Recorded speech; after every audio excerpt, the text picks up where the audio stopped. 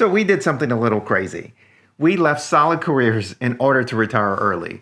But we did it for the best reason possible. At least I hope we did. To travel the world, of course. A lot of people call it slow travel, but we call it deep travel. We go places for a month or more and live like locals so we can really get to know the place. When we say we're going to spend a month or 6 weeks or more in a single destination, well, that's a commitment. Yeah. It means that making the right choice in terms of destination travel planning is more important than ever. Absolutely. It's a form of extreme travel planning because the stakes are so high for us. We don't want to be stuck in a place for so long that we hate. We'll give you the factors we use for travel planning, and we think this extreme version of travel planning can help you as you plan your adventures as well.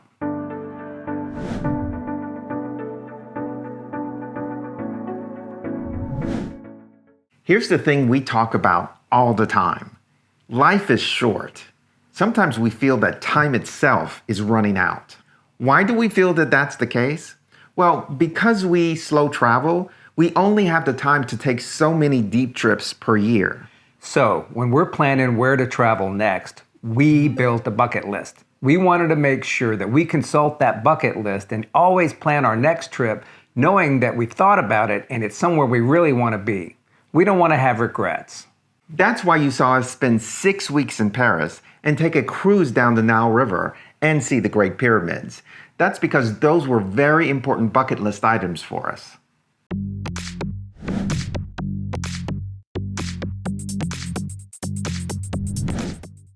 I hate to say it, but we're also getting older. Yeah, we want to do things that are the most physically demanding earlier and now, so we don't have to worry about trying to do things as we age that may be more difficult for us. While we were in Egypt, there was this couple on the group tour with us. We noticed that early on, they had trouble keeping up with the group. And then eventually they would just stay on the bus whenever we'd reach a destination. And then after a while, they just kind of disappeared. And we heard later that they actually had to fly home because of their health problems. Yeah, that reminded us to really, first of all, take good care of ourselves. But also that, as you age, it's really important to do the most physically demanding things now while you're able, and make sure you get all those adventures that require a lot of physical energy in.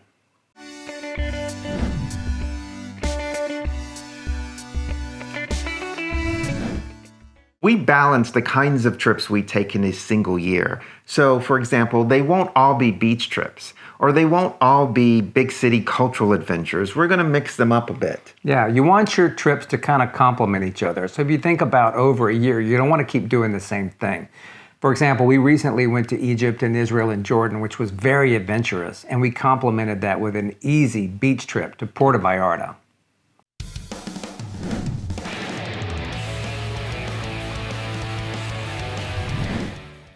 In the world today, we have to put safety first. So before we travel, we always consult the U.S. Department of State's safety advisories.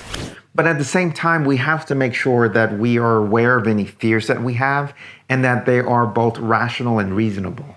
Absolutely. Our friends and family worry about us going to Mexico, as an example. But then we have friends all over the world that really worry about us because of all the gun violence in America.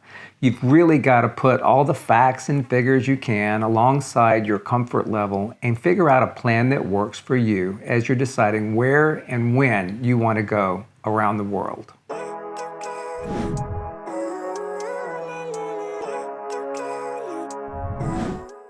We want travel to help us grow as people.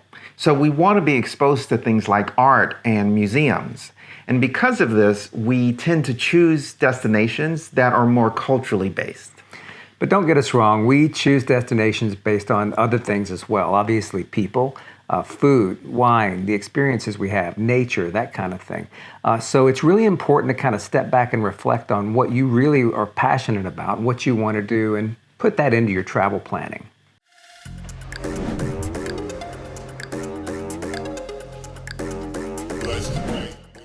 Because we love big art and culture, it means we often end up in bigger cities, and bigger cities can be expensive. Which brings us to the factor of cost. You have to manage your budget.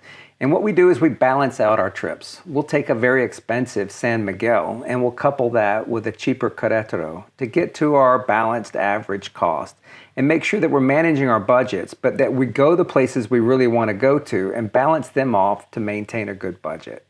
In any case, we almost always bring you transparent cost breakdowns of those trips. So make sure and see those past videos.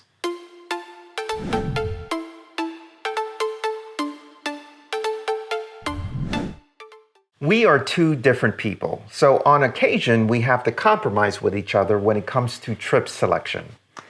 Yeah, I love Paris. So leaving Paris to go to Lyon, I did primarily for Chris because he wanted to do it.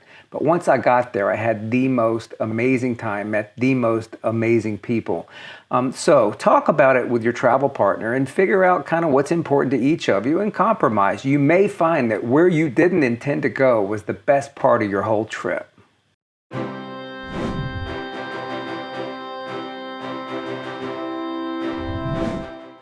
When we travel, we much prefer to travel on our own and figure things out on the ground as we go, after a lot of research, of course. Of course, but sometimes you need help. For example, when we went on safari in South Africa or we went to the pyramids in Egypt, we didn't feel comfortable doing that on our own. We wanted some expert help. So as you pull those experts in, though, that's going to drive cost and that's going to drive structure. How you go, when you go, that kind of thing. So as you're considering your trips, you may want to make sure that you plan for, if you're going to use an expert, that's going to be part of your selection process as you plan your next trip forward.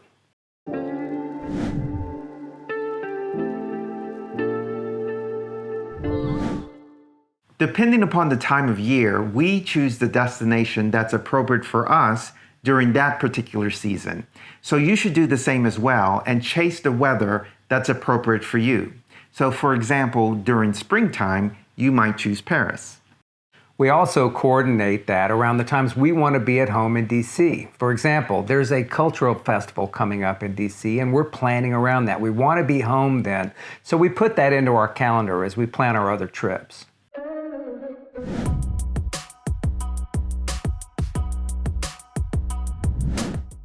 So let's talk about the greatest challenge of them all, the Schengen zone. Yeah, if you don't know what the Schengen zone is, it's basically all the Western European countries, and we love going there. So there's a rule that you can only be in the Schengen zone if you're an American citizen for 90 out of 180 days, and it rolls. So you got to pay attention to not only the trip you're on and making sure, of course, it's under 90 days, but then when you come and go and that kind of stuff, there are calculators out there to help you do that. So look for those online if you need it. But to make sure that we comply with those rules, we go to places like the UK and Asia when we're not home and make sure that we never compromise our ability to get back in because we love going to Schengen countries so much and we want to make sure we comply. So is there anything from this destination planning list that we missed? If so, please let us know in the comments. We have several other videos on travel tips, so check those out. See you there.